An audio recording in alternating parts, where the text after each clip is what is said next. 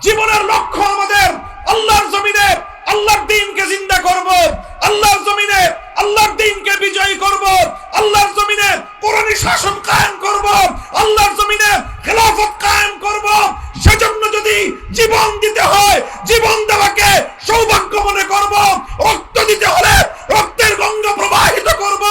সন্তানদেরকে ইতিম করতে হলে সন্তানরা ইতিম হবে, স্ত্রীদেরকে বিধবা করতে হলে তারা বিধবা হবে। জীবনের বিনিময়ে আল্লাহর জমিনে কোরআনের রাজ কায়েম হওয়া, এটাই আমাদের চূড়ান্ত স্বপ্ন। মরহুম আল্লামা দেলোয়ার হোসেন সাঈদী রহমতুল্লাহ আলাইহি একটা কথা বলতেন, আরে ধর্ম নিয়ে রাজনীতি তো তাদেরটা নয় যারা ধর্মকে প্রতিষ্ঠার জন্য রাজনীতি করে। এটা তো আমাদের পরিষ্কার কথা। আমরা আমাদের সব কিছুর বিনিময়ে হলেও আল্লাহর জমিন আল্লাহর দ্বীনকে বিজয়ী করতে চাই, কোরআনের রাজ কায়েম করতে চাই, ইসলামী শাসন ব্যবস্থা প্রতিষ্ঠা করতে চাই। আল্লাহর এই জমিনকে আল্লাহর আইন দ্বারা আমরা শাসিত শাসন এবং পরিচালনা করতে চাই। আল্লাহর পক্ষ থেকে আমাদেরকে যে খেলাফতের মহান জিম্মাদারি দেওয়া হয়েছে, সেই খেলাফতের দায়িত্বে সারা পৃথিবীতে আমরা আল্লাহ পাক রব্বুল আলামিনের খেলাফতের সোনালী শাসন ফিরিয়ে আনতে চাই। আমাদের এই কথার মধ্যে কোনো রাগঢাক নাই, কোনো রাগঢাক নাই, কোনো গোপনীয়তার কিছু নাই। এটা আমাদের ওপেন চ্যালেঞ্জ, আমরা এটাই করতে চাই। কাজেই আমরা কোরআনের জন্য জীবন দিতে প্রস্তুত। আমরা কোরআনকে তেলাওয়াত করি, আমরা আল্লাহর কোরআনকে জানার চেষ্টা করি, কোরআনের জ্ঞান অর্জন করার চেষ্টা করি, কোরআনের আহ্বান মানুষের কর্ণকুহরে পৌঁছে দেওয়ার পয়গাম নিয়ে আমরা দুনিয়াতে ফেরি করি এবং আল্লাহর কোরআনের সমাজ বিনির্মাণ করবার জন্য, কোরআনের রাজ গড়বার জন্য আমরা আমাদের জীবনকে বাজি লাগাই। এটা আমাদের স্বপ্ন, এটা আমাদের সাধনা, এটাই আমাদের জীবন, এটাই আমাদের মরণ। তো কাজেই এটা আমাদের ব্যবসা না, এটা আমাদের জীবন। আল্লাহর কোরআন কায়েম করার রাজনীতি করা আমাদের ব্যবসা নয়, এটা আমাদের জীবন, এটাই আমাদের সাধনা।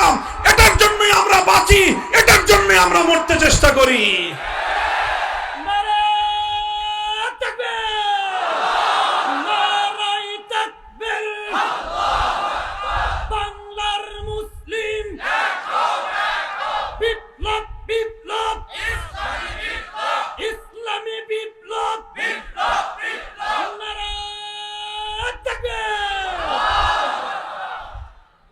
তবে ইসলাম নিয়ে ব্যবসা করে এক শ্রেণীর মানুষ আছে, ধর্ম নিয়ে ব্যবসা করে এক শ্রেণীর মানুষ আছে।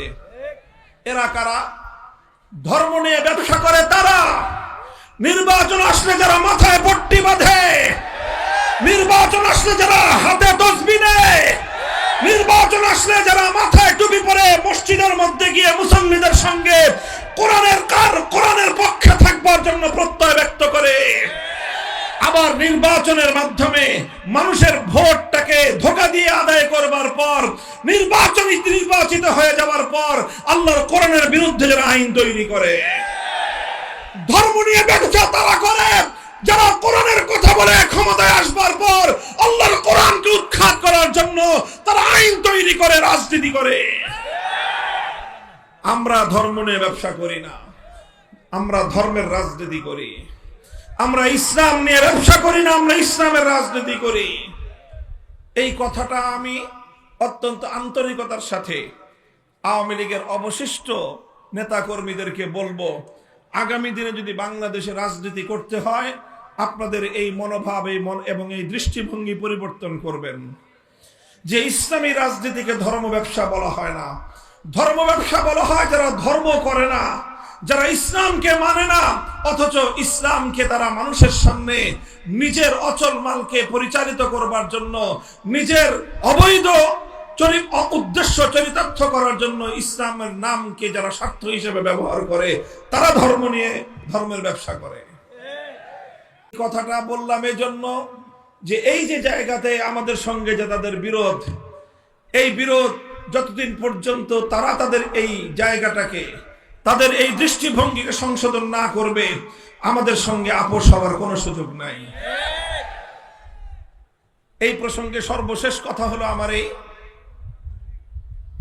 আওয়ামী লীগের সঙ্গে রাজনীতি করতে করতে এই সমস্যা আস্তে আস্তে ধীরে ধীরে বিএনপির রাজনীতি যারা করেন তাদের মধ্যে সংক্রমিত হইতেছে।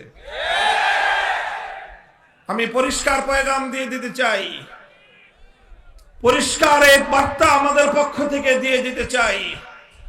যদি আমাদের রাজনৈতিক দর্শন নিয়ে, আমাদের কোনো পদক্ষেপ নিয়ে, আমাদের কোনো ভূমিকা নিয়ে আপনাদের কোনো আপত্তি থাকে সমালোচনা করবেন, কিন্তু ইসলামী রাজনীতিকে ধর্ম ব্যবসা বলে কটাক্ষজনক আপনাদের কেউ না করে। যদি আপনাদের কোন নেতা, আপনাদের কোন দায়িত্বশীল ইসলামী রাজনীতিকে যদি ধর্ম ব্যবসা বলে কটাক্ষ করার চেষ্টা করে, আপনাদের সঙ্গে আওয়ামী লীগের মতো আচরণ করতে আমরা দুইবার ভাববো না।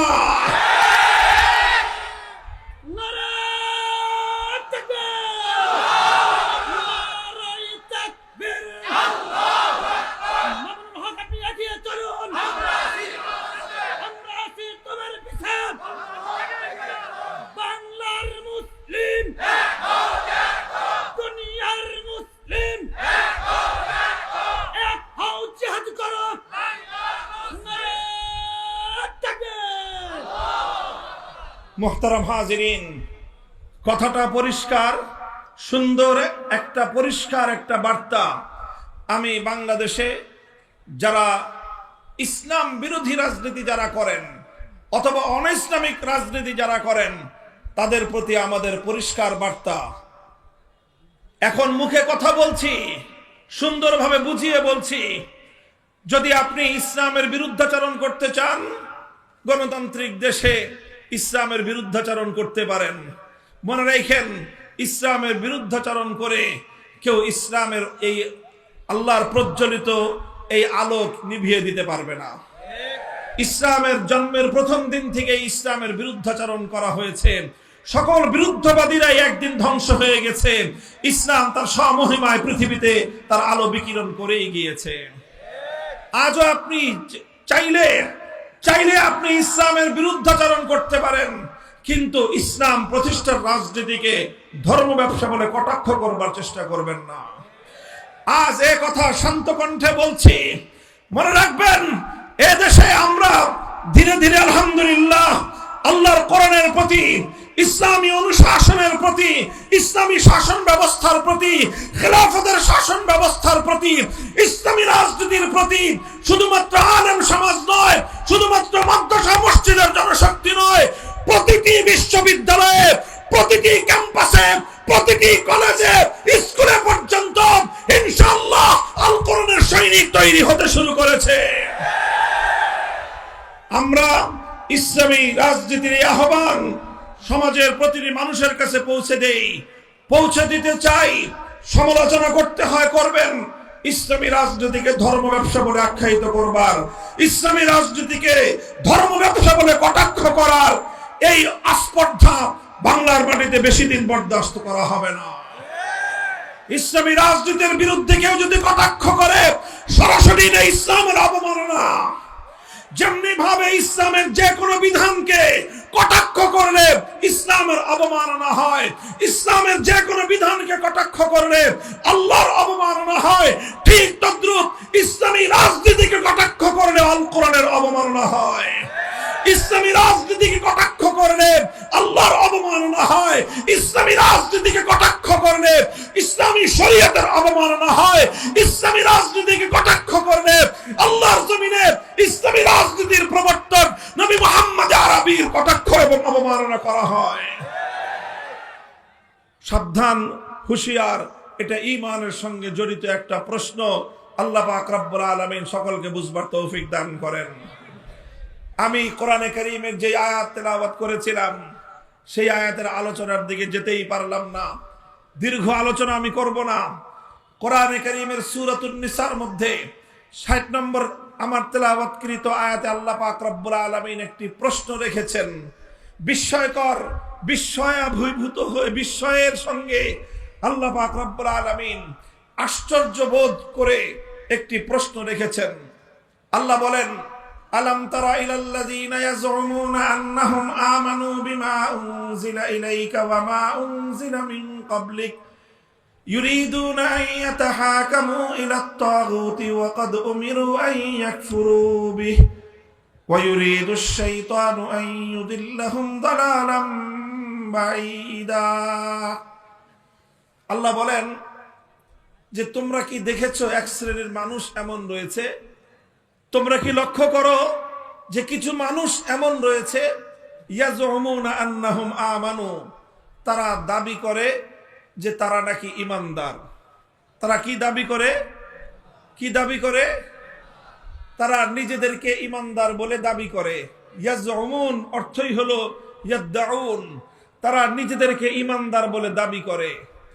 অথচ আল্লাহর কোরআন বলতেছে অথচ ইউরিদুনা আন ইয়াতাহাকামু ইলা আত-তাগুত ওয়া ক্বাদ উমিরু আন ইয়াকফুরু বিহি, নিজেদেরকে তারা ঈমানদার বলে দাবি করে অথচ তারা তাগুতের কাছে বিচার চায়, তারা তাগুতের কাছে ফয়সালা জানতে চায়, তারা তাগুতের সিদ্ধান্ত জানতে চায়।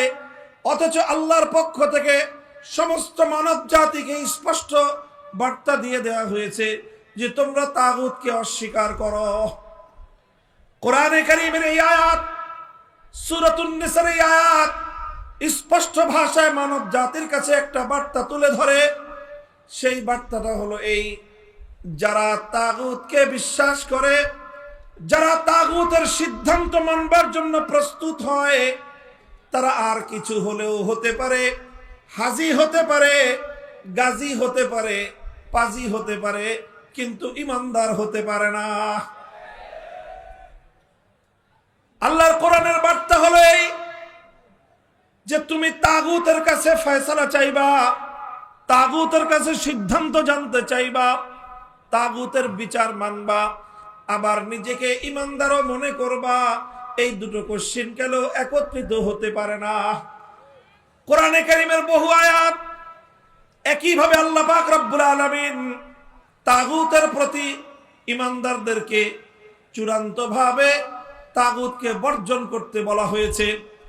সূরাতুল বাকারার মধ্যে আল্লাহ পাক রব্বুল আলামিন স্পষ্ট ভাষায় বলেছেন, আল্লাহ পাক রব্বুল আলামিন কোরআনে কারীমের বিভিন্ন জায়গায় তাগুত সম্পর্কে পরিষ্কার বার্তা দিয়েছেন। আল্লাহ বলেছেন, আল্লাযীনা আমানু ইউকাতিলুনা ফী সাবিলিল্লাহ ওয়াল্লাযীনা কাফারু ইউকাতিলুনা ফী সাবিলিত তাগুত। আল্লাহ বলেন যারা ঈমানদার তারাও লড়াই করে, যারা বেঈমান তারাও লড়াই করে। ঈমানদাররা লড়াই করে আল্লাহর পথে, বেঈমানরা লড়াই করে তাগুতের পথে। সুতরাং আল্লাহর পথ হলো ভিন্ন, তাগুতের পথ হলো ভিন্ন। আলো এবং অন্ধকার যেমন একাকার হতে পারে না, আসমান আর জমিন যেমন একত্রিত হতে পারে না, ঠিক তেমনি ভাবে আল্লাহর উপর বিশ্বাস এবং তাগুতের উপর আস্থা বিশ্বাস, এই দুটো কোশ্চেন কেন একত্রিত হতে পারে না। যদি আপনি আমি ঈমানদার হতে চাই, মুমিন হতে চাই, তাহলে পরিষ্কার আল্লাহর কোরআন পরিষ্কার সাফ সাফ আমাদেরকে বলে দিয়েছে যে তোমাদেরকে আল্লাহর উপর ঈমানদার হতে হবে, আল্লাহর উপর বিশ্বাসকে অটল এবং অবিচল রাখতে হবে। একই সঙ্গে তাগুতকে তোমার অস্বীকার করতে হবে। তুমি যদি তাগুতকে অস্বীকার করতে না পারো, তাহলে তুমি তোমার ঈমান কোশ্চিন কেন আল্লাহর নিকট গ্রহণযোগ্য হতে পারে না। প্রশ্ন আসতে পারে তাগুত কাকে বলা হয়। খুব সংক্ষিপ্ত আলোচনার মাধ্যমে আমি আপনাদের সম্মুখে তাগুতের সংক্ষিপ্ত পরিচয় তুলে ধরবো। এটাই আমার আলোচনার সর্বশেষ পয়েন্ট। মুহতারাম হাজিরিন, যুগে যুগে কোরআনে কারীমের যত মুফাসসিরিনগণ তাফসীর লিখেছেন, কোরআনে কারীমের তাফসীর করেছেন, তারা সকলেই তাগুতের পরিচয় তুলে ধরেছেন। সকল মুফাসসিরিনদের আলোচনাকে যদি একত্রিত করা হয়, তাগুত সম্পর্কে মুফাসসিরিনগণ যেই ব্যাখ্যা, যেই বিশ্লেষণ, তাগুতের যেই ডেফিনিশন এবং তার যে সংজ্ঞা তুলে ধরেছেন, তার সারমর্ম হলো এই, তাগুত কাকে বলা হয়? তাগুত বলা হয় আল্লাহ পাক রব্বুল আলামিনের জন্য যেই স্থান, যেই আসন নির্ধারিত, আল্লাহর জন্য যেই মর্যাদাটা নির্ধারিত, আল্লাহর জন্য নির্ধারিত আসন, যদি কোনো গায়রুল্লাহকে দেওয়া হয়, কোনো গায়রুল্লাহকে যদি আল্লাহর জন্য নির্ধারিত আসনে বসানো হয়, সেই গায়রুল্লাহকেই বলা হয় তাগুত। কথা বোঝা গেল? যেমন ছোট্ট একটা দৃষ্টান্ত দেই, আপনারা প্রশ্নের জবাব দিয়েন, দৃষ্টান্তটা বুঝতে সহজ হবে। বলেন তো, এই মহাবিশ্বের মধ্যে ইবাদতের উপযুক্ত একমাত্র কে? আরো জোরে বলেন, মহাবিশ্বের মধ্যে ইবাদতের উপযুক্ত একমাত্র কে? আল্লাহ। ইবাদতের উপযুক্ত একমাত্র আল্লাহ। এখন এই আল্লাহর জন্য যে ইবাদত, সেই ইবাদত যদি আল্লাহর জন্য না করে কোন গায়রুল্লাহর জন্য কেউ ইবাদত করে, তাহলে যেই গায়রুল্লাহর জন্য ইবাদত করা হবে সেই গায়রুল্লাহকে বলা হয় তাগুত। আরো স্পেসিফিক দৃষ্টান্ত বুঝেন, যেরকম কোরআনে কারীমের মধ্যে সে যুগের কথা বলা হয়েছে, সেই যুগে কিছু মানুষ আল্লাহকে বাদ দিয়ে লাত, মানাত, উজ্জা, হুবাল এই সকল দেবদেবতার পূজা করত, এই সকল দেবদেবতার ইবাদত করত। ইবাদতের উপযুক্ত একমাত্র কে? জোরে বলেন কে? যখনই কোনো মানুষ আল্লাহকে বাদ দিয়ে লাত, মানাত, উজ্জা, হুবাল দেবতার ইবাদত করলো, তখন লাত, মানাত, উজ্জা, হুবাল এই দেবতাগুলোকে আল্লাহর জন্য নির্ধারিত আসনে সমাসীন করা হলো। আল্লাহর জন্য নির্ধারিত আসনে সমাসীন যাকেই করা হয় তাকেই তাগুত বলা হয়। যখন কেউ লাতকে পূজা করে তখন লাতকে বলা হয় তাগুত। যখন কেউ মানাতকে পূজা করে মানাতকে বলা হয় তাগুত। যখন কেউ উজ্জা বা হুবালকে পূজা করে তখন উজ্জা বা হুবালকেই বলা হয় তাগুত। বর্তমান যুগের মানুষ লাত, মানাত, উজ্জা, হুবালের পূজা করে না। আজকের যুগের কিছু মানুষ তারা সরস্বতীর পূজা করে, আজকের যুগের কিছু মানুষ দুর্গার পূজা করে, আজকের যুগের কিছু মানুষ তারা কালীর পূজা করে, আল্লাহকে বাদ দিয়ে বিভিন্ন দেবদেবতার পূজা করে।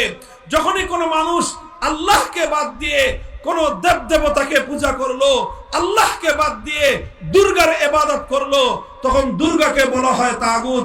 আল্লাহকে বাদ দিয়ে সরস্বতীর ইবাদত করলো, সরস্বতীকে বলা হয় তাগুত। আল্লাহকে বাদ দিয়ে কালীর ইবাদত করলো, কালীকে বলা হয় তাগুত। অর্থাৎ যে আসন একমাত্র আল্লাহর জন্য নির্ধারিত, সেই আসনে যদি কোনো গায়রুল্লাহকে বসানো হয় সেই গায়রুল্লাহকেই বলা হয় তাগুত। তাগুতের পরিচয় বুঝতে পারলেন? এতক্ষণ পর্যন্ত আমি যেই তাগুতের কথা বললাম এটা হলো ইবাদতের ক্ষেত্রে তাগুত। ঈমানের জন্য অপরিহার্য জরুরি বিষয় হলো প্রত্যেকটা মুমিনকে, প্রত্যেক ব্যক্তিকে একত্ববাদ তথা তাওহীদকে বিশ্বাস করতে হবে। তাওহীদ হলো ঈমানের সবচেয়ে গুরুত্বপূর্ণ বুনিয়াদ। ঈমানের সবচেয়ে গুরুত্বপূর্ণ বুনিয়াদ কি বললাম? বলেন কি? তাওহীদ। তাওহীদ মানে কি? একত্ববাদ। তাওহীদ মানে কি? একত্ববাদ। এই একত্ববাদের একটা অংশ হলো তাওহীদ ফিল ইবাদাহ। ইবাদতের মধ্যে আল্লাহর একত্ববাদকে মানতে হবে। ইবাদতের একমাত্র উপযুক্ত কে? জোরে বলেন, ইবাদতের একমাত্র উপযুক্ত কে? ইবাদতের উপযুক্ত একমাত্র আল্লাহকে বিশ্বাস করা, ইবাদতের উপযুক্ত একমাত্র আল্লাহকে স্বীকার করা, ইবাদতের উপযুক্ত একমাত্র আল্লাহকে মান্য করা, এটাকে বলা হয় তাওহীদ ফিল ইবাদাহ। আল্লাহকে বাদ দিয়ে যখন কোনো গায়রুল্লাহর ইবাদত করা হয় এটাই হলো শিরক, আর যেই গায়রুল্লাহর ইবাদত করা হলো তাকেই বলা হয় তাগুত। ইবাদতের মধ্যে যেরকম তাওহীদকে বিশ্বাস করতে হয়, ঠিক তাওহীদের আরেকটা গুরুত্বপূর্ণ অংশ হলো তাওহীদ ফিল হাকিমিয়াহ। হাকিমিয়াতের অর্থ হলো এই আসমান এবং জমিন সহ মহাবিশ্বের মধ্যে মাখলুকাতের জন্য, সকল সৃষ্টি জগতের জন্য আইন তৈরি করবার, বিধান তৈরি করবার একমাত্র অধিকার কার? চিৎকার করে বলেন, এই মহাবিশ্বের মধ্যে আইন এবং বিধান তৈরি করবার চূড়ান্ত ক্ষমতা একমাত্র কার? এই মহাবিশ্বের মধ্যে ইবাদতের উপযুক্ত একমাত্র কে? ইবাদতের উপযুক্ত যেমন একমাত্র আল্লাহ, ঠিক তদ্রূপ মহাবিশ্বের মধ্যে আইন এবং বিধান তৈরি করবার একমাত্র অধিকার কার? একমাত্র অধিকার হলো আল্লাহর। ইবাদতের উপযুক্ত একমাত্র আল্লাহ, এটাকে বলা হয় তাওহীদ ফিল ইবাদাহ, ইবাদতের তাওহীদ। ঠিক তদ্রূপ আইন এবং বিধান তৈরি করবার ক্ষেত্রে চূড়ান্ত ক্ষমতা একমাত্র আল্লাহর। এটাকে বলা হয় তাওহীদ ফিল হাকিমিয়াহ, অর্থাৎ আইন তৈরি করবার, বিধান তৈরি করবার তাওহীদ। এবার আমি আপনাদেরকে জিজ্ঞাসা করি, কোন একজন মানুষ যদি আল্লাহরও ইবাদত করে আবার দুর্গারও পূজা করে, লোকটা ইমানদার না বেঈমান? একজন মানুষ 24 ঘন্টার মধ্যে 23 ঘন্টা 55 মিনিট আল্লাহর ইবাদত করলো, শুধুমাত্র 5 মিনিটের জন্য কোন গায়রুল্লাহর ইবাদত করলো, কোন দেবতার পূজা করলো, আপনারা বলেন দেখি লোকটা ইমানদার না বেঈমান? কারণ কি? সে তো 23 ঘন্টা 55 মিনিট অথবা 23 ঘন্টা 59 মিনিট সে একমাত্র আল্লাহর ইবাদত করলো, আর 1টা মিনিট শুধুমাত্র আল্লাহকে বাদ দিয়ে কোন গায়রুল্লাহর ইবাদত করলো। এরপরে কি লোকটা ইমানদার থাকতে পারে? কেন থাকতে পারবে না? কারণ ঈমানের সঙ্গে কোন শিরক গ্রহণযোগ্য হতে পারে। মুহতারাম হাজিরিন, কথাটা এই জায়গায় একটু লক্ষ্য করে বুঝুন, একটু মনোযোগ দিয়ে বোঝার চেষ্টা করুন। বড় এক ভয়াবহ বিপদের মধ্যে মুসলিম উম্মাহকে নিমজ্জিত করে দেয়া হয়েছে। ইসলামী রাজনীতি নিয়ে কোন কথা বলি, রাজনৈতিক বিষয় নিয়ে জন্যই কথা বলি, কারণ রাজনৈতিক কুফরি মতবাদের মাধ্যমে লক্ষ কোটি মুসলমানদের ঈমানকে যেভাবে হরণ করা হচ্ছে, অন্য কোন কার্যকলাপের মাধ্যমে এই পরিমাণ মুসলমানের ঈমান হরণ হয় না। বন্ধুগণ, আমার বাংলাদেশের কোন একজন মুসলমান 1 মিনিটের জন্য, 1 মুহূর্তের জন্য কোন একটা দেবতার পূজা করবে, কোন মুসলমান সেটা দেখে বরদাস্ত করতে পারে না। কারণ প্রত্যেকটা মুসলমান এই কথা জানে যে ইবাদতের একমাত্র উপযুক্ত হলো আল্লাহ। আল্লাহকে বাদ দিয়ে কোন গায়রুল্লাহর যদি পূজা করা হয়, তাহলে 1 মুহূর্তের জন্য কোন গায়রুল্লাহর ইবাদত করলে একজন মানুষ আর কিছু হলেও হতে পারে, ঈমানদার থাকতে পারে না। কিন্তু বড় দুঃখ এবং পরিতাপের বিষয়, ইবাদতের উপযুক্ত যেরকম একমাত্র আল্লাহ, ওই এক আল্লাহকে বাদ দিয়ে গায়রুল্লাহর ইবাদত করলে যেরকম মানুষের ঈমান থাকে না, ঠিক তদ্রূপ মানব জাতির জন্য, বিশ্বের জন্য, গোটা মাখলুকাতের জন্য আইন এবং বিধান তৈরি করবার একমাত্র অধিকার কার? এটাও তো তাওহীদ, এটাও তো আল্লাহর একত্ববাদ। অথচ অসংখ্য অগণিত মানুষ ইসলামের নাম ধারণ করে, অসংখ্য অগণিত মানুষ 5 ওয়াক্ত নামাজ পড়ে, অসংখ্য অগণিত মানুষ বছর বছর হজ করে, প্রতি বছর রোজা রেখে, অসংখ্য অগণিত মানুষ মাথায় টুপি পরে, মুখে দাড়ি রেখে, তারা তাওহীদ ফিল হাকিমিয়ার বিশ্বাসকে লঙ্ঘন করে আল্লাহর আইনের জায়গায় গায়রুল্লাহর আইনকে সমান মর্যাদা দিয়ে তারা তাদের ঈমানকে ধ্বংস করে বেঈমান আর মুশরিকে পরিণত হচ্ছে। এই বিষয়ে কোনো কথা নাই। এই বিষয়ে কথা বলতে গেলেই আমাদের টুটি চেপে ধরবার চেষ্টা করা হয়। এই বিষয়ে মুসলমানদেরকে সতর্ক করতে গেলেই বলে যে হুজুররা ওয়াজের মাঠে রাজনীতি করবেন না। আমরা তো রাজনীতি করতে চাই নাই, কিন্তু যখন আমরা দেখি রাজনীতির মাধ্যমে সরল প্রাণ মুসলমানদের ঈমান হরণ করা হয়, তখন সেই কুফরি রাজনীতির বিরুদ্ধে কথা বলা আলেমদের ফরজ। সেই কুফরি রাজনীতির বিরুদ্ধে তখন কথা বলা, উম্মতকে সতর্ক করা প্রত্যেকটা ঈমানদার আলেমের দায়িত্ব এবং কর্তব্য হয়ে দাঁড়ায়। মুহতারাম হাজিরিন, এই কথা অনেক লম্বা দীর্ঘ একটা আলোচনার বিষয়। রাত গভীরে এত সূক্ষ্ম বিষয় দীর্ঘ আলোচনা করবার কোনো সুযোগ আমার নাই। আমি শুধু আল্লাহর পয়গম্বরের একটি হাদিসের উদ্ধৃতি দিচ্ছি আপনাদেরকে, বিষয়টা একটু বোঝানোর জন্য। লক্ষ্য করে বুঝেন, এরপরে আলোচনা সমাপ্ত হবে।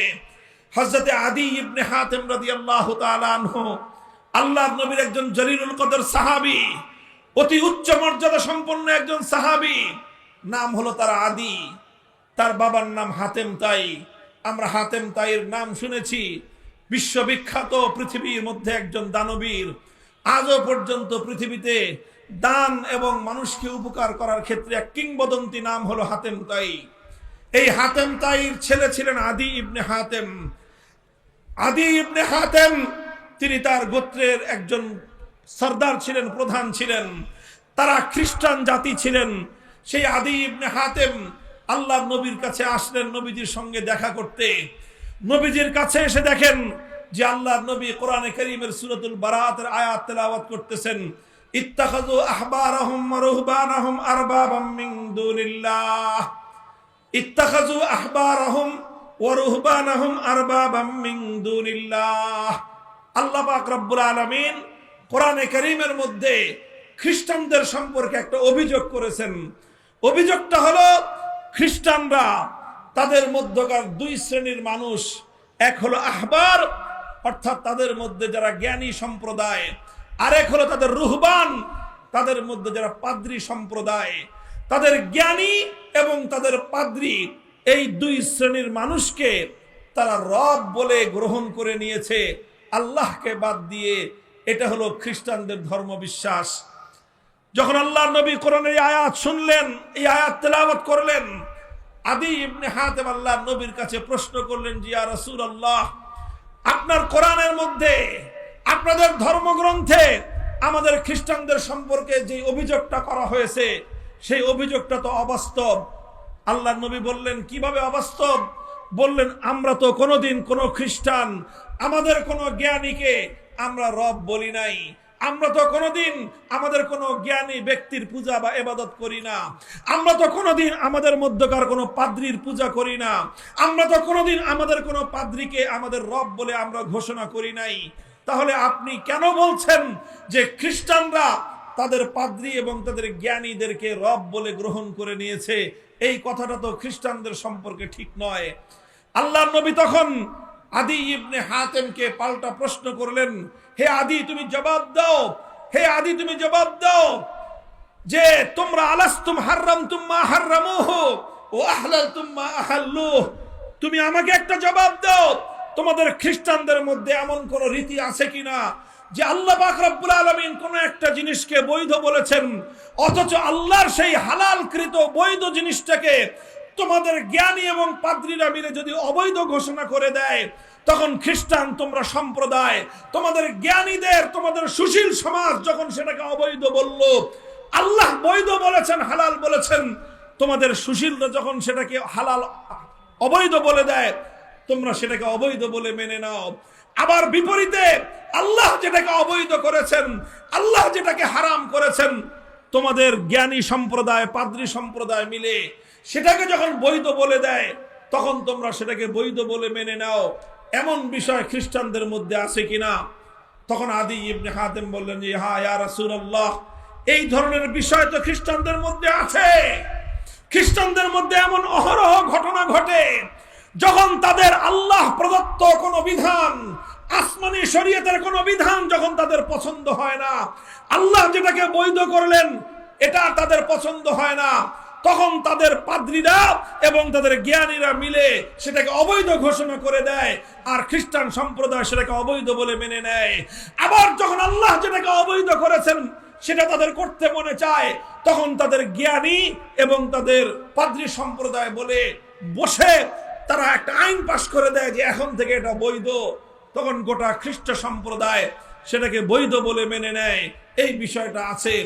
আল্লাহ রসুল তখন বললেন, ফাতিলকা ইবাদাতুহুম, হে আদি তুমি মনে রেখো কোনটা মানুষের জন্য বৈধ হবে, কোনটা অবৈধ হবে, কোনটা আইন সম্মত হবে, কোনটা বেআইনি হবে, সেটা নির্ধারণ করবার চূড়ান্ত ক্ষমতা একমাত্র আল্লাহর।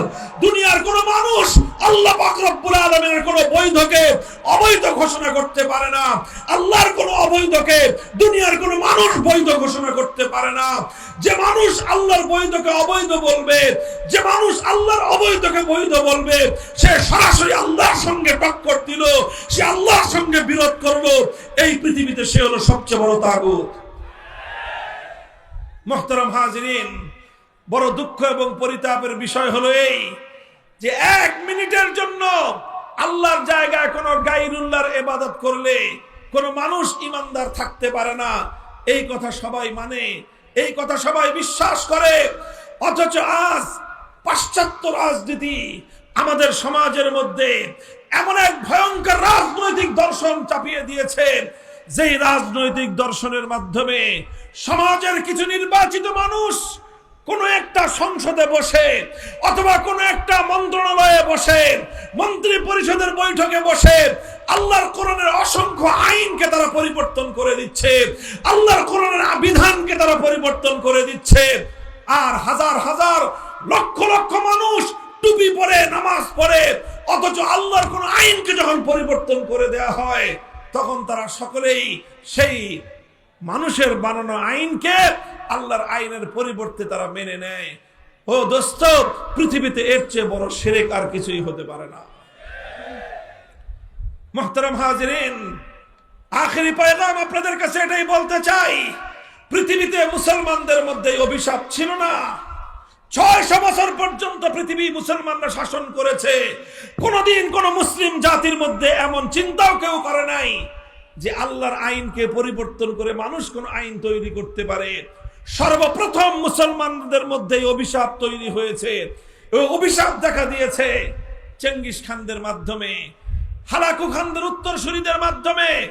তাতারিরা চেঙ্গিস খানের উত্তরসূরি, সেই বর্বর তাতারি মঙ্গোলীয়রা যখন মুসলমানদের বাগদাদকে ধ্বংস করে, মুসলমানদের এলাকাগুলোকে দখল করে নেয়, সেই এলাকায় সর্বপ্রথম তারা আল্লাহর আইন উৎখাত করে আল্লাহর আইনের পরিবর্তে চেঙ্গিস খানের বানানো আইন দিয়ে তারা সমাজকে শাসন করতে আরম্ভ করে।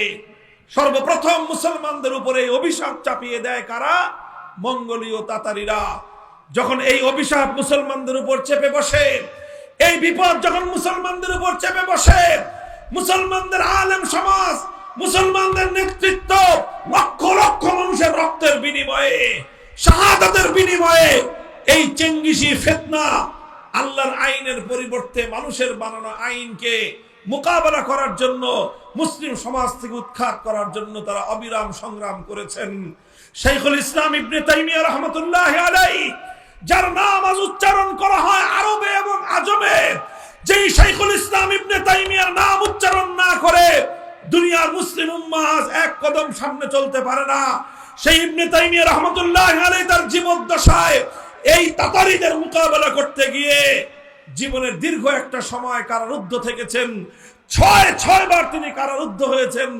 কারাগারের অন্ধকার প্রকোষ্ঠে তার জীবনের গুরুত্বপূর্ণ সময়, অধিকাংশ সময় অতিক্রান্ত হয়েছে। সব জুলুম সহ্য করেছেন, সমস্ত ত্যাগের কুরবানি হাসি মুখে বরণ করে নিয়েছেন, কিন্তু আল্লাহর আইনের পরিবর্তে মানুষের বানানো আইনকে এক মুহূর্তের জন্য মেনে নেন নাই।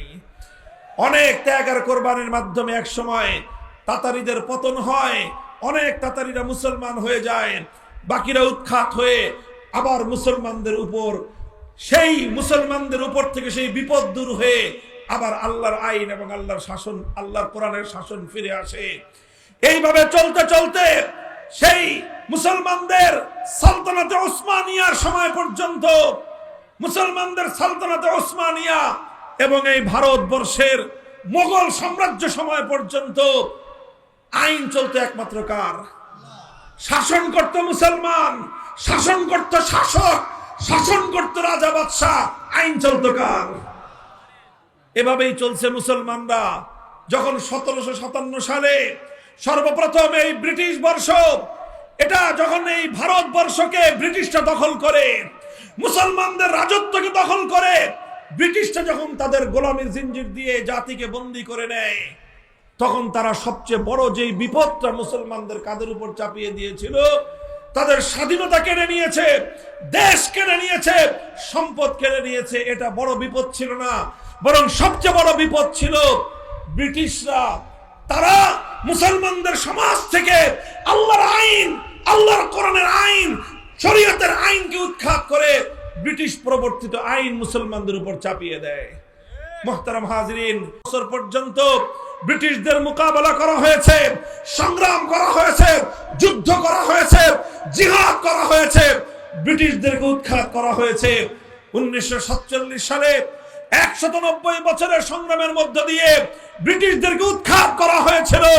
ব্রিটিশদের বানানো আইন দিয়ে আবার মুসলমানরা শাসিত হবে এজন্য নয়। ব্রিটিশরা উৎখাত হয়েছে 1947 সাল থেকে আজ 2025 সাল। কত বছর হয়?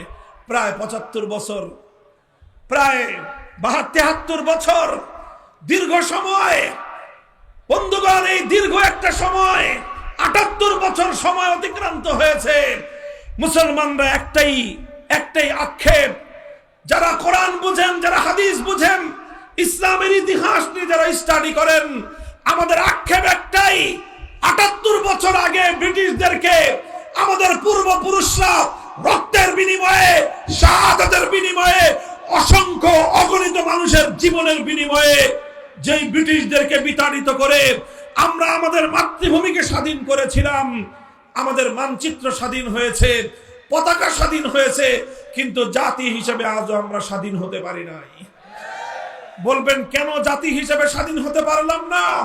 হে আমার জাতি, শুধু পতাকা, স্বাধীন পতাকা উড়লেই জাতি স্বাধীন হয় না, মানচিত্র স্বাধীন হলেই জাতি স্বাধীন হয় না। কিভাবে তুমি তোমাকে স্বাধীন ভাবো? আজও তোমার দেশের আদালত পরিচালিত হয় আল্লাহর কোরআনের আইন অনুযায়ী নয়, ব্রিটিশ প্রবর্তিত আইন অনুযায়ী। তুমি কিভাবে তোমাকে স্বাধীন ভাবো? আজও তোমার দেশের শাসন ব্যবস্থা পরিচালিত হয় আল্লাহ প্রদত্ত শাসন ব্যবস্থা অনুযায়ী নয়, বরং ব্রিটিশ প্রবর্তিত শাসন ব্যবস্থা অনুযায়ী আজও তোমার প্রশাসন চলে। আজও তোমার শিক্ষা ব্যবস্থা আল্লাহর কোরআনী শিক্ষা চলে না, ইসলামী শিক্ষা ব্যবস্থা দিয়ে তোমার দেশ চলে না, বরং ব্রিটিশ প্রবর্তিত শিক্ষা ব্যবস্থা দিয়ে আজও তোমার দেশ পরিচালিত হয়। আজও তোমার দেশের অর্থনীতি আল্লাহ প্রদত্ত অর্থ ব্যবস্থা দিয়ে চলে না, আজও তোমার অর্থনীতি ব্রিটিশ প্রবর্তিত সুদ ভিত্তিক অর্থ ব্যবস্থা দিয়ে পরিচালিত হয়। যে দেশের অর্থ ব্যবস্থা ব্রিটিশ প্রবর্তিত, যে দেশের শিক্ষা ব্যবস্থা ব্রিটিশ প্রবর্তিত, যে দেশের শাসন ব্যবস্থা ব্রিটিশ প্রবর্তিত, যে দেশের আইন ব্রিটিশ প্রবর্তিত, তাদের মানচিত্র স্বাধীন হতে পারে, পতাকা স্বাধীন হতে পারে, সে জাতি আজও স্বাধীনতা পায় না।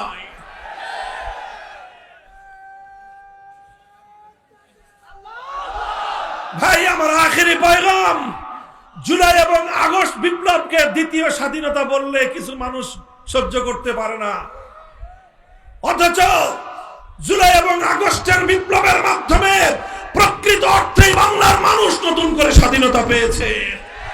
তবে আমি তার সঙ্গে যুক্ত করতে চাই, আমরা একবার 1947 সালে স্বাধীনতা পেয়েছিলাম ব্রিটিশের গোলামীর শেকল থেকে, আরেকবার 71 সালে স্বাধীনতা পেয়েছিলাম পশ্চিম পাকিস্তানি স্বৈরাচারী খান পাঠানদের জুলুমের হাত থেকে, আবার 2024 সালে নতুন স্বাধীনতা পেয়েছি যুগের নব্য লেডি ফেরাউনের জুলুম এবং স্বৈরতন্ত্র থেকে।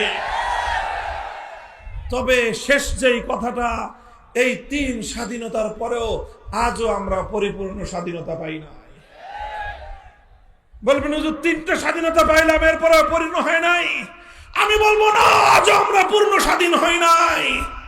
হে মুসলমান, আমরা স্বাধীন, পূর্ণ স্বাধীন হব যেদিন আমার এই স্বাধীন মুসলমানের মাটি থেকে মানব রচিত সমস্ত আইন, সমস্ত শাসন তন্ত্র মন্ত্রকে বঙ্গোপসাগরে ভাসিয়ে দিতে পারবো।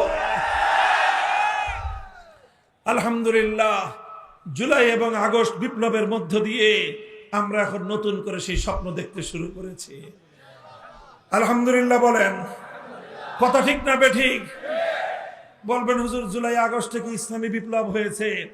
আমি বলবো যে না, জুলাই আগস্টে ইসলামী বিপ্লব হয় নাই, তবে ইসলামী বিপ্লবের পূর্বাভাস দেখা দিয়েছে। যেমন প্রতিদিন সকালবেলা যখন সূর্য উদিত হয়, সূর্য উদয়ের ঘন্টা দেড়েক আগে পূর্ব দিগন্তে সুবহে সাদেকের অভ্যুদয় ঘটে। কথা বলেন ঠিক না বেঠিক? আমরা যখন ফজরের নামাজের ওয়াক্ত হয়, ফজরের নামাজ পড়ি, তখন কিন্তু সূর্য উঠে না। সূর্য উঠে তখন সুবহে সাদেক হয়। সুবহে সাদেক হলে দুনিয়ার মানুষ বুঝে আর কিছুক্ষণ পরে সূর্যের উদয় হবে। সমস্ত পাখিরা গান গেয়ে উঠে, সমস্ত পশু পাখি তারা কিচিরমিচির করে উঠে, তারা দুনিয়ার মানুষকে আগমনী বার্তা শোনাতে আরম্ভ করে, হে মানুষ আর ঘুমিয়ে থেকো না, কিছুক্ষণ পরেই পূর্ব দিগন্তে সূর্যের উদয় হবে, আলোয় আলোয় পৃথিবীটা উদ্ভাসিত হবে, রাতের অমানিসা অন্ধকার দূর হয়ে যাবে। তুমি ঘুমিয়ে থেকো না, জেগে উঠো, নতুন আলোকে তুমি স্বাগত জানাও। এর নামই হলো সুবহে জাদিদ, এর নামই হলো সুবহে সাদেক। আমি বলতে চাই, জুলাই এবং আগস্টের বিপ্লবে এদেশের তাওহীদি জনতা, কোরআন প্রেমী জনতা, যেভাবে বুক টান করে জালিমের বিরুদ্ধে লড়াই করেছে, যেভাবে স্বৈরতন্ত্র এবং ফ্যাসিবাদের বিরুদ্ধে মোকাবেলা করেছে, এতে সত্যপন্থী মানুষের বুকের মধ্যে সাহস জন্মেছে এবং এই সাহসকে পুঁজি করেই আগামীর বিপ্লব হবে ইসলামের বিপ্লব। আর এই বিপ্লবটা ছিল ইসলামী বিপ্লবের পূর্বাভাস। কিভাবে পূর্বাভাস বলি? ছোট্ট একটা সিমটম বলি। আপনারা লক্ষ্য করেছেন 5ই আগস্ট দুপুর 1টা থেকে 2টোর মধ্যে যখন গোটা বাংলাদেশের মানুষ জানতে পারলো লেডি ফেরাউন পালিয়েছে, গোটা বাংলাদেশে 1 ঘন্টার মধ্যে একটা ঐতিহাসিক ঘটনা ঘটেছে। সেই ঘটনাটা কি? টেকনাফ থেকে তেতুলিয়ায় ভাস্কর্য নামে মুসলমানদের জনপদে যত মূর্তি বানানো হয়েছিল 1 ঘন্টার ব্যবধানে একটা মূর্তিও আস্ত থাকে নাই। সেটা যত দুর্ভেদ্য জায়গাতেই হোক না কেন, হাইকোর্ট, সুপ্রিম কোর্ট থেকে শুরু করে সেনানিবাস পর্যন্ত, রাজপথ থেকে শুরু করে অন্য একটা পাড়া এবং মহল্লার রাস্তার মোড় পর্যন্ত ভাস্কর্য নামক মুসলিম জনপদের শিরকের আখড়া সমস্ত মূর্তি ভেঙে গুড়িয়ে দেওয়া হয়েছে।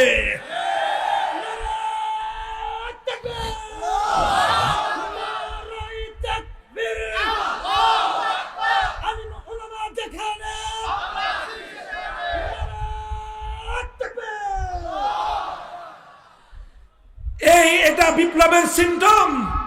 কারা এই ভাস্কর্যগুলো ভেঙেছিল? বিপ্লবীরা। কথা বলেন ঠিক না বেঠিক? এ থেকে স্পষ্ট একটা বার্তা পাওয়া যায়। এখানে আবার কেউ এটা ভুল বুঝবেন না, আমরা কোনো হিন্দুদের মন্দিরের মূর্তি ভাঙি নাই। কথা বলেন ঠিক না বেঠিক?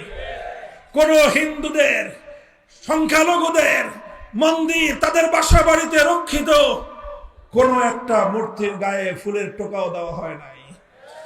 আবার মুসলমানদের জনপদে বানানো কোন ভাস্কর্যজনক মূর্তি একটা আস্ত রাখা হয় নাই। এই জায়গাটা থেকে ইসলামের সৌন্দর্য এবং ইসলামের বিধান পরিষ্কার হয়। মুসলমানরা নিজেদের জনপদে কোন মূর্তিকে বরদাস্ত করে না, কিন্তু অন্য ধর্মাবলম্বীদের ধর্মীয় কোন সংস্কৃতির উপর একটা ফুলের টোকাও দেয় না। এটাই হলো ইসলামের সাম্প্রদায়িক সম্প্রীতির নজির। কথা বলেন ঠিক কিনা? আজ আবার স্পষ্ট পয়গাম, আমরা একথাই বলতে চাই, আমরা বাংলার মাটি থেকে, শাহজালালের পুণ্যভূমি থেকে, শাহ মখদুমের বাংলার মাটি থেকে শিরকের সমস্ত আখড়া যেভাবে আমরা উৎখাত করেছি, ইনশাআল্লাহ আগামীর একটা বিপ্লব হবে।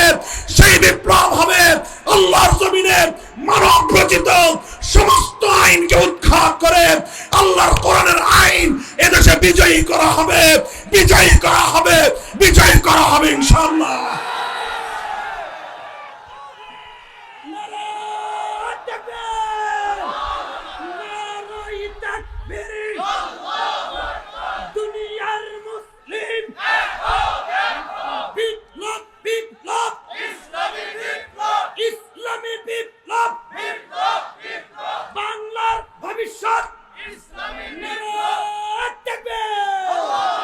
মুহতারাম হাজিরিন, আমরা আপনাদের কাছে এই পয়গাম পৌঁছে দিতে চাই, আপনারা এভাবে মসজিদ ভিত্তিক সমাজ তৈরি করুন। মুসলমানদের মার্কাজ হবে মসজিদ, মুসলমানদের সংস্কৃতি হবে মসজিদ কেন্দ্রিক, মুসলমানদের প্রতিটি কেন্দ্রের মূল কেন্দ্রবিন্দু হবে মসজিদ। মুসলমানদেরকে মসজিদ বিমুখ করে মূর্তিমুখী করবার যে কোনো হিন্দুয়ানি অপতৎপরতা, ভারতীয় সেই সকল ষড়যন্ত্রকে আমাদের এভাবেই রুখে দিতে হবে। প্রস্তুত থাকবেন তো ইনশাআল্লাহ?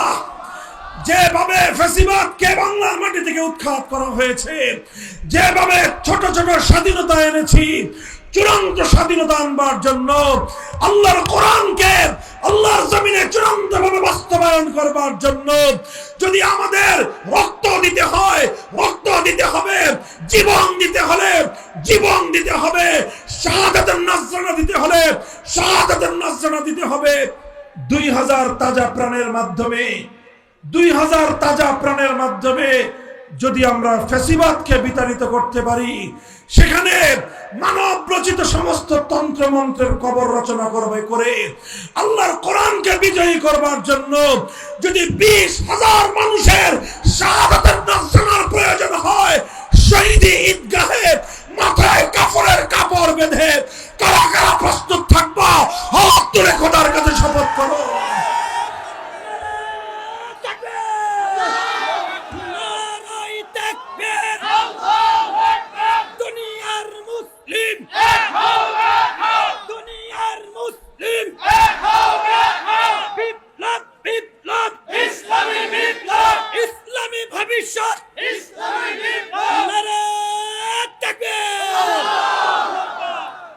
এগুলো শুধু মুখের কথার কথা না, শপথ, অঙ্গীকার।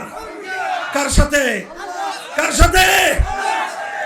আল্লাহ পাক রব্বুল আলামিন আমাদের শপথ বাস্তবায়ন করার, এই অঙ্গীকার রক্ষা করার তৌফিক দান করুন। আমাদের এই প্রাণপ্রিয় মাতৃভূমি, এটা আল্লাহর কোরআনের বাগান হোক। এই মাতৃভূমিতে আল্লাহর কোরআনের রাজ কায়েম হোক। আল্লাহর কোরআনের শাসন দ্বারা আমরা সকলেই শাসিত হই। সেই সোনালী দিনের স্বপ্ন রেখে, আহ্বান রেখে আমি আমার কথা শেষ করলাম। আল্লাহ পাক রব্বুল আলামিন আজকের এই মাহফিলকে কবুল করুন।